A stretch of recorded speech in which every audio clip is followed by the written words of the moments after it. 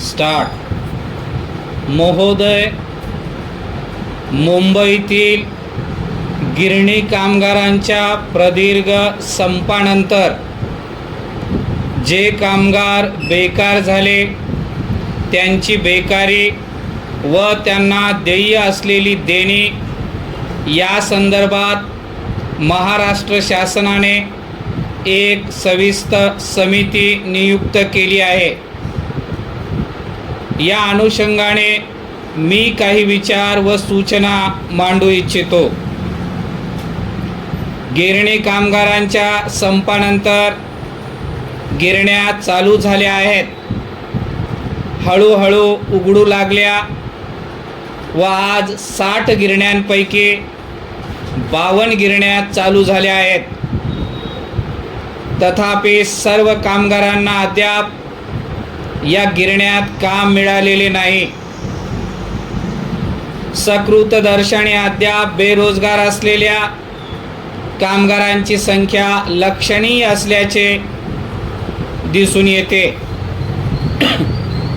ज्या कामगारांना गिरण्या सुरू झाल्यानंतर पुन्हा काम मिळू शकलेले नाही, अशापैकी बऱ्याच कामगारांना त्यांची कायदेशीर देणी गिरण्यांकडून मिळालेली नाही, असे शासनाच्या निदर्शनास आल्यामुळे या समितीची नियुक्ती करण्यात आली असल्याचे शासकीय पत्रकात म्हटले आहे। ही समिती बडतर्फ किंवा अन्य कारणामुळे कमी केलेल्या, स्वतः राजीनामा दिलेल्या तसेच इतर कारणास्तव काम नाकारलेल्या कामगारांची संख्या तपासून त्यांना देय असलेली कायदेशीर रक्कम किती होईल याचा समितीने अहवाल 30 नोव्हेंबर 1990 पूर्वी शासनाला सादर करावयाचा आहे, असेही शासकीय पत्रकात म्हटले आहे। मुंबईतील गिरणी कामगारांच्या या प्रदीर्घ संपामुळे कामगारांची अक्षरशः वाताहात झाली। गिरण्या सुरू होऊन देखील हजारो कामगारांना अद्याप काम मिळालेले नाही।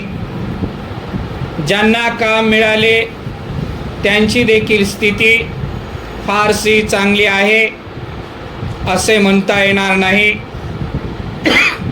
म्हणून गिरणी कामगारांच्या विविध समस्या, आजची कामाची स्थिती याबाबत शासनाने गांभीर्याने विचार करून त्वरित उपाययोजना करणे आवश्यक आहे।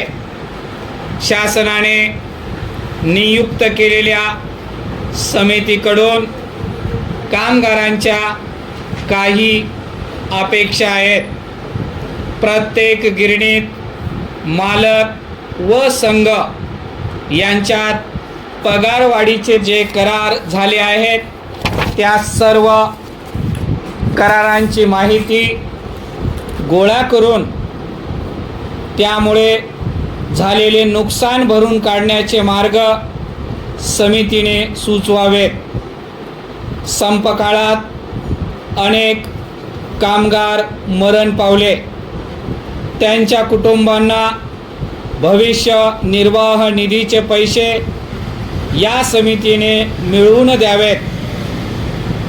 सुप्रीम कोर्टाच्या निर्णयानुसार केवळ बेकायदेशीर संपात भाग घेतला म्हणून ही नियमबाह्य किंवा गैरवर्तन होऊ शकत नाही व त्यासाठी कामगाराला कामावरून काढून टाकले असल्यास तशा कामगारांना पुन्हा त्वरित कामावर घेऊन सहानुभूतीने त्याच्याकडे पाहिले पाहिजेत। समितीने या सर्व सूचनांचा अहवाल तयार करताना विचार करावा अशी विनंती आहे.